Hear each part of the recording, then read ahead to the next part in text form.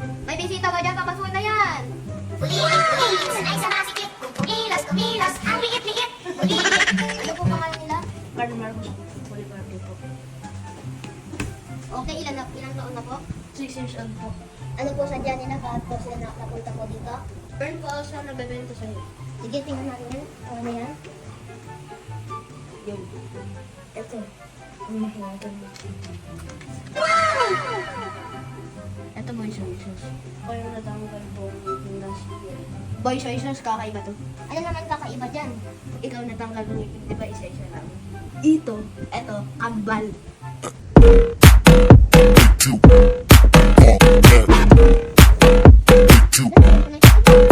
Kambal? Kakaiba yun ah. Pakita nga. Check natin itong ngipin kung legit ba. Legit nga. Baka dito ah, parang maubos perong neto ah. Ano dito nakita mga gold eh. Maraming tartar ko sa likod ah. Tingnan mo. Alam ko Oo, boy soy sauce, pinaghirapan ko yan. Oo, boy soy sauce, marami din kanin dumaan dyan. Magkano mo naman ito binibenta? Boy soy sauce, 20 sana eh. 20? 20,000? 20 pesos lang, boy soy sauce. Pambili ko lang ng pillows. 20? Sa tingin mo last worth it ba? 10 pesos.